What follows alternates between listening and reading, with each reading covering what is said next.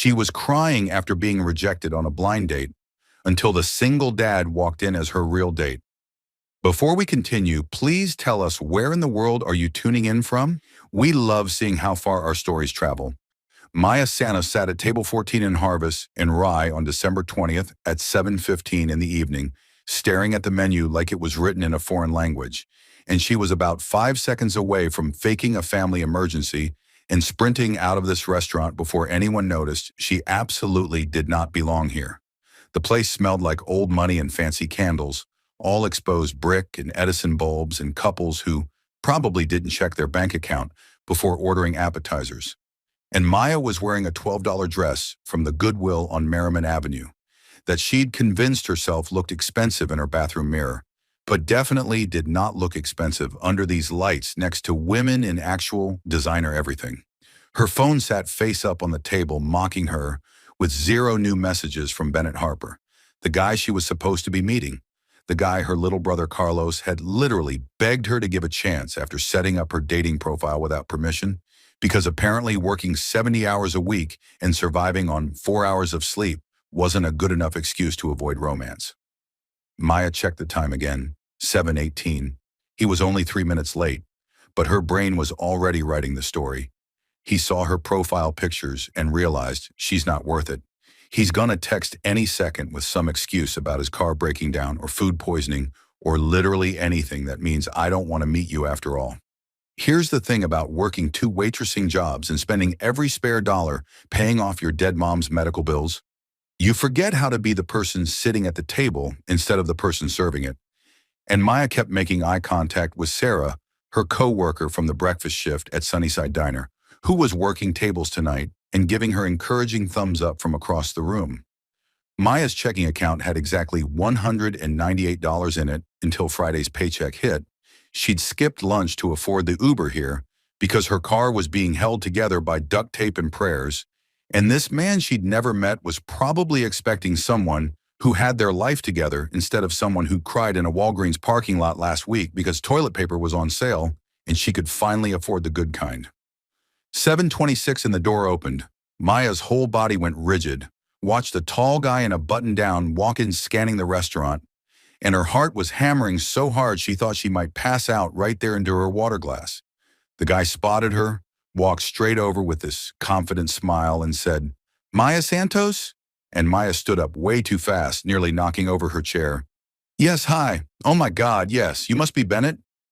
Her voice came out about 7 octaves higher than normal, and the guy laughed.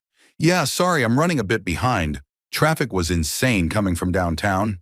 He sat down across from her, and Maya was thinking, okay, this is fine. He's here, he's real. He's actually kind of cute in that I definitely own a yacht, way that made her immediately self-conscious about her chipped nail polish.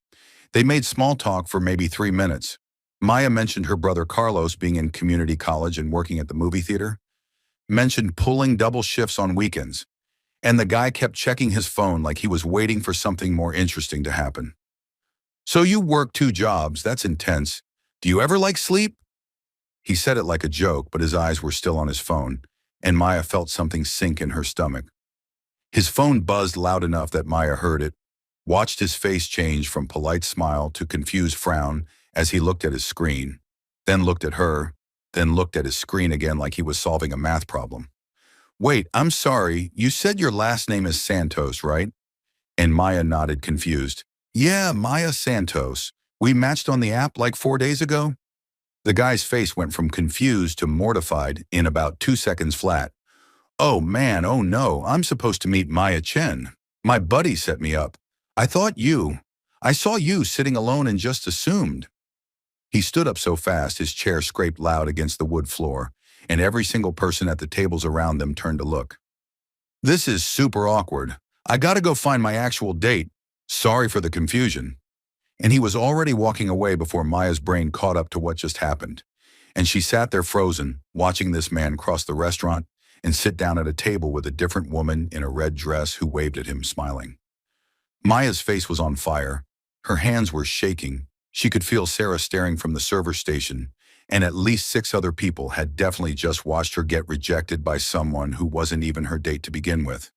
She grabbed her purse with hands that wouldn't stop trembling and pulled out a $20 bill, even though all she'd ordered was water, left it on the table because the idea of waiting for change while everyone watched her was more than she could handle. The tears started before she could stop them, hot and humiliating, running down her face while she tried to wipe them away without smudging the mascara she'd spent 15 minutes applying in her bathroom. Sarah appeared at her elbow with a stack of napkins. "Maya, honey, what the hell just happened? Are you okay?" And Maya shook her head because no, she was absolutely not okay. "Wrong person. He thought I was someone else. I need to leave right now before I die of embarrassment in the middle of this stupid restaurant." She was standing up gathering her coat when the front door opened again and a different man walked in. This one wearing khakis and a sweater that had seen better days, holding his phone and looking around nervous like he'd rather be anywhere else on planet Earth. The host approached him.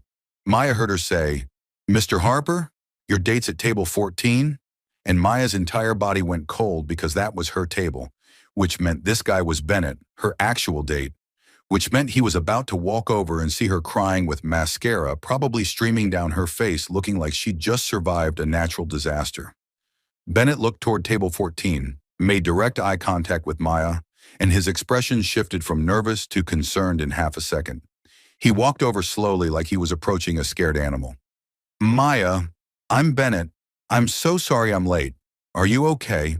What happened?" Maya wanted the floor to open up and swallow her whole. "You're Bennett. Oh God, this is the worst first impression in human history. Some other guy thought I was his date and then realized I wasn't, and left, and everyone saw. And I was about to leave. And I'm so sorry, you should probably just go. I'm clearly cursed." The words tumbled out in one breath, and Bennett sat down in the chair across from her, without even hesitating, his eyes kind and worried in a way that made Maya want to cry harder. "Hey, breathe. It's okay. That guy's an idiot. Also, I fully almost didn't come tonight, so you're not the only one having a disaster of an evening." Maya laughed through tears, which came out as this weird hiccup sound. "What do you mean you almost didn't come?" Bennett ran his hand through his hair, looking embarrassed. "My 8-year-old daughter and my sister basically ambushed me into this. I've been sitting in my car in the parking lot for 20 minutes having a full panic attack because I haven't been on a date in 4 years, and I have no idea what I'm doing." Something in Maya's chest loosened just slightly. "Your daughter set you up?" And Bennett smiled for real this time. "Her and my sister Vanessa. Ruby made me pinky promise I'd actually come inside.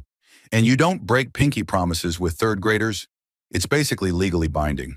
They started talking and it just flowed, easier than Maya expected. Bennett asked what happened with the other guy, and she explained the whole mortifying mix-up, and he listened like he actually cared instead of like he was waiting for his turn to talk. Maya found herself mentioning stuff she didn't usually tell people. Working doubles at Sunnyside Diner and picking up nights here at Harvest and Rye, her mom passing 2 years ago, still paying off the medical bills, putting Carlos through school, and Bennett's face did this thing where he really saw her instead of looking through her. "That's a lot to carry," he said quietly.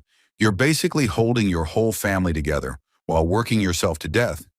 Do you ever get to just exist for yourself?" Maya felt her throat get tight.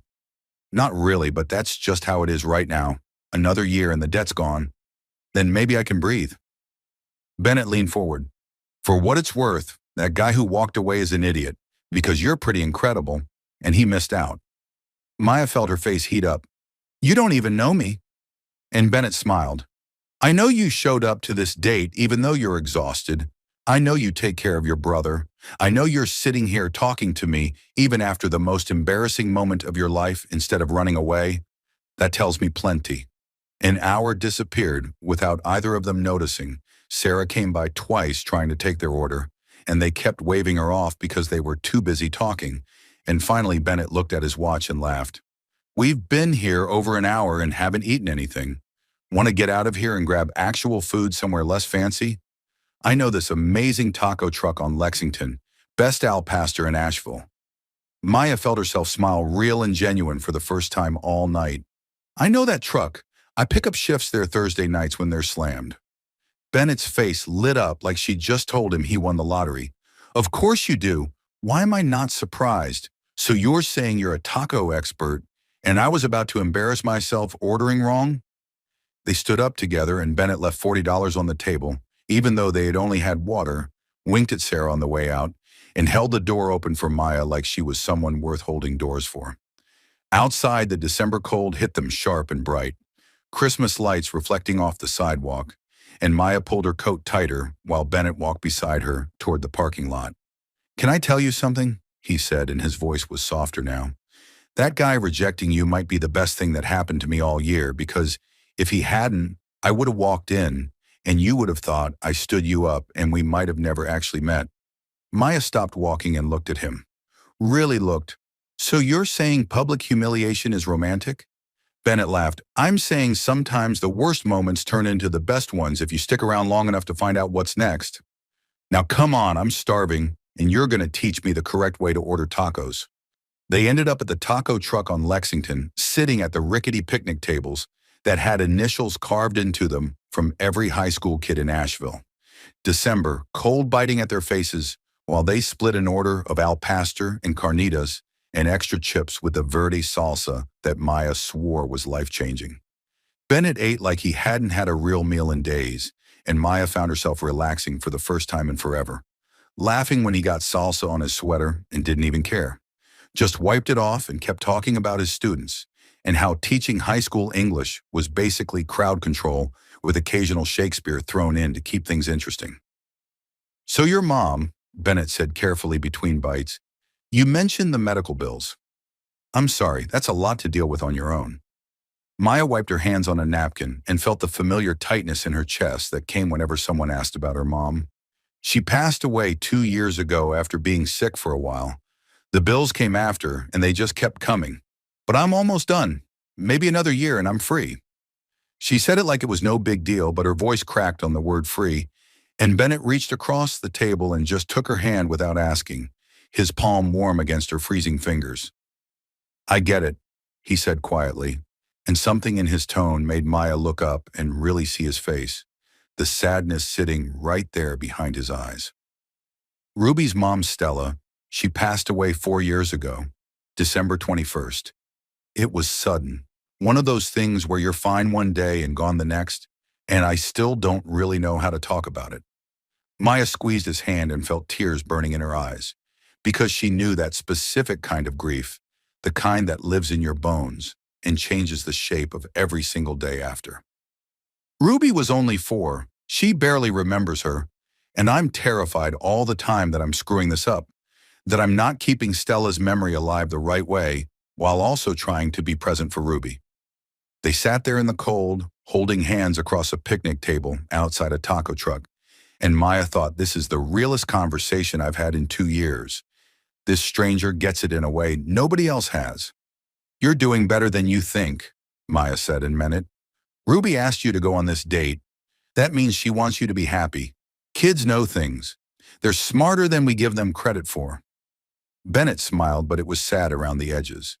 "She's been leaving notes around the house, stuff like 'I wish Dad would smile more,' and 'I think Mom would want him to have a friend.' My sister found one, and that's when they went full matchmaker mode and made the dating profile." 3 days later, Bennett invited Maya to Ruby's school Christmas concert, and Maya spent 2 hours trying on every piece of clothing she owned before settling on jeans and a sweater, because she was meeting a third grader, not the Queen of England, but her hands were shaking the whole drive to the elementary school, because meeting someone's kid felt bigger than any date ever could. The cafeteria was packed with parents holding phones up, recording everything, and Bennett waved her over to seats he'd saved in the third row, his whole face lighting up when he saw her walk in. Ruby played violin in the school orchestra, and she was tiny up there on stage, dark hair in braids, glasses sliding down her nose, concentrating so hard on the music that her tongue stuck out slightly. After the concert, kids flooded back to find their parents, and Ruby came running up still holding her violin, stopped short when she saw Maya sitting next to her dad. "You came," Ruby said, and her voice was quiet, kind of shy. "Dad said maybe you'd come, but I didn't know if you really would." Maya knelt down so they were eye level. "I wouldn't miss it. You were amazing up there. How long have you been playing violin?" Ruby's whole face transformed. 2 years. My mom played when she was little, and Dad found her old one in the attic." She reached into her backpack and pulled out a worn paperback. pages yellowed and corners bent. This was my mom's favorite book, A Little Princess. Dad reads it to me sometimes, but he does all the voices wrong. Maya felt her heart crack open because she was holding the exact same edition she'd read 100 times as a kid.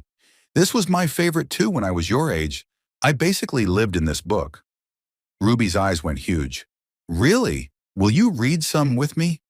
Dad's voice for Miss Minchin sounds like a pirate. They ended up on a bench in the hallway while Bennett watched from a distance, trying not to cry.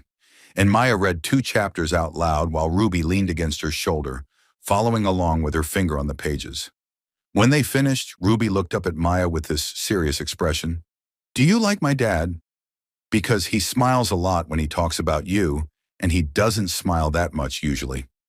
Maya felt her throat close up. I like him a lot, and I really like you too. Ruby nodded, like that settled something important. Good, because I asked Santa for someone nice, and you seem really nice.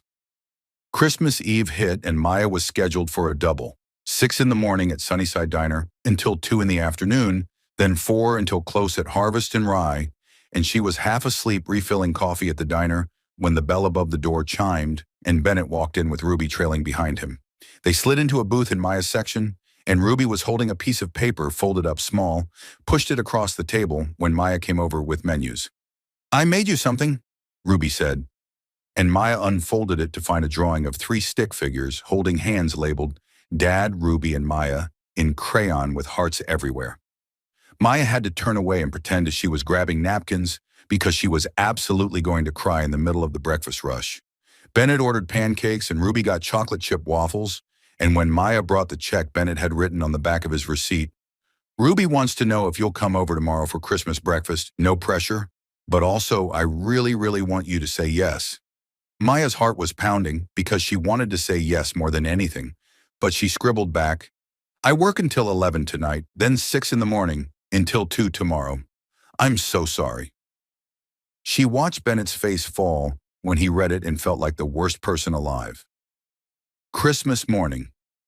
Maya's shift dragged. Every minute felt like an hour. Families coming in for holiday breakfast while she smiled and served and thought about Bennett and Ruby opening presents without her.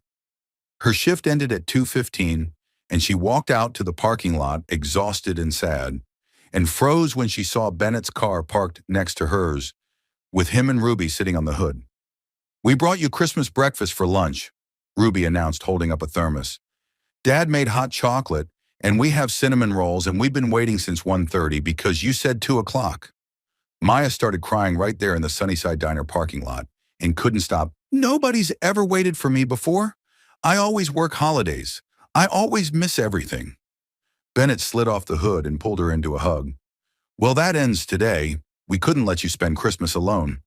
They had a picnic sitting on the curb in the parking lot, Ruby chattering about the art supplies Santa brought her, and Bennett looked at Maya with eyes that saw straight through every wall she'd ever built. I know this is fast and probably crazy, but I haven't felt this alive in 4 years. You make me remember what hope feels like. 4 days after Christmas, Bennett's in-laws drove up from Florida unannounced and showed up at his house right when Maya was there, helping Ruby build a Lego set on the living room floor. Diane and Paul were polite in that southern way that's actually kind of cold, smiling while their eyes stayed hard, and Ruby excitedly introduced Maya like she was showing off a prize. This is Maya, she reads A Little Princess with me, and she knew it was Mommy's favorite book too. Maya watched Diane's entire body go stiff, her smile freezing in place. How lovely, that was Stella's special book with Ruby. Later, Maya was in the kitchen getting Ruby juice when she heard voices from the hallway. Diane talking to Bennett in that urgent whisper parents use when they're trying not to yell. It's too soon. Ruby's getting attached to this girl. What if it doesn't work out? You can't replace Stella with the first woman who pays attention to you just because you're lonely. Maya's stomach dropped straight through the floor, and she very carefully set down the juice box and walked back into the living room. Told Ruby she had to leave for work even though she didn't have a shift. And Bennett followed her outside. Don't listen to them. They're just protective. They don't mean it, Bennett said, but Maya was already unlocking her car with shaking hands. They're right, though. I'm a waitress with $47,000 in debt. You're a teacher with this beautiful kid who needs stability, not her dad's broke girlfriend confusing everything. Bennett grabbed her hand. Maya, don't do this. You're not confusing anything.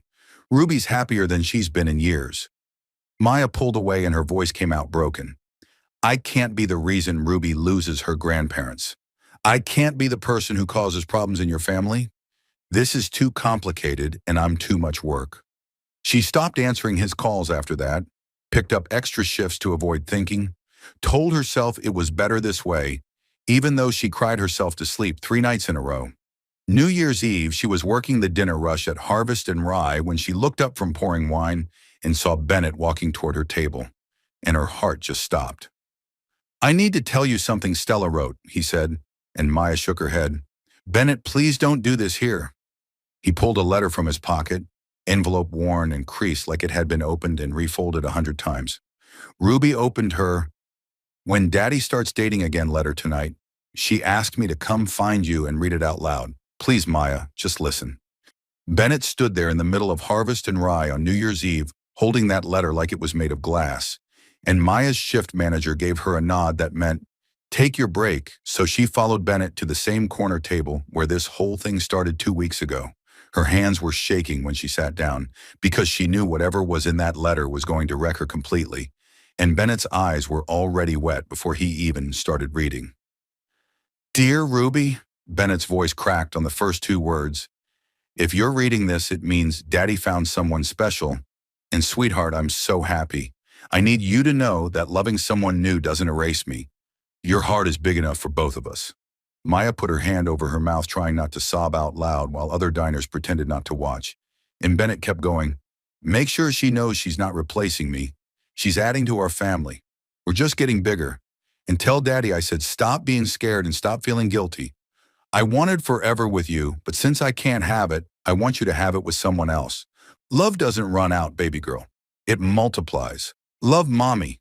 Maya was full on ugly crying and didn't even care.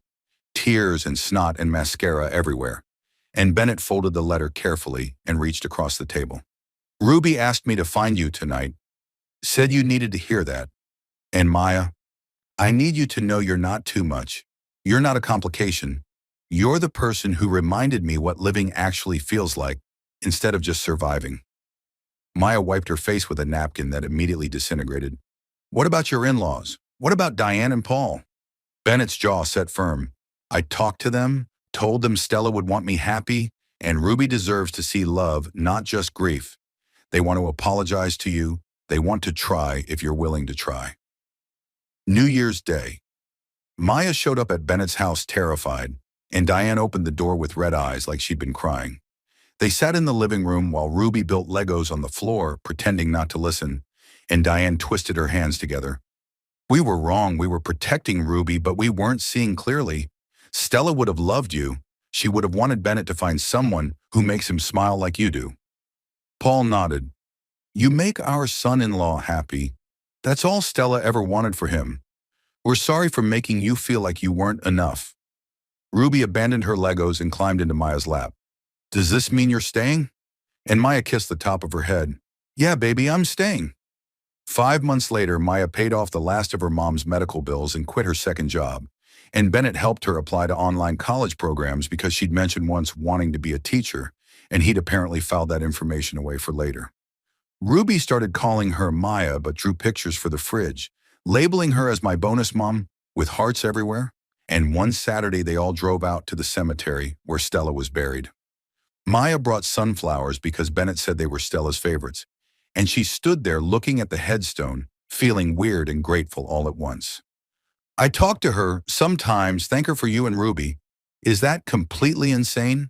Bennett wrapped his arm around her shoulders. No, it's perfect. She'd really like you. 7 months after that first date, Bennett told Maya to meet him at Harvest and Rye for dinner, and she showed up confused because they usually avoided fancy places in favor of taco trucks and diners. The host walked her to table 14, the exact same table where she'd sat crying, and Maya's heart started pounding because she knew that look on Bennett's face. A year ago, you were sitting right here crying after some idiot rejected you, Bennett said, and he was already getting out of his chair. And I walked in thinking I was about to suffer through the worst blind date in history, Instead, I found you." He dropped to one knee right there in the middle of the restaurant and pulled out a ring. "Maya Santos, you showed Ruby that family grows and changes.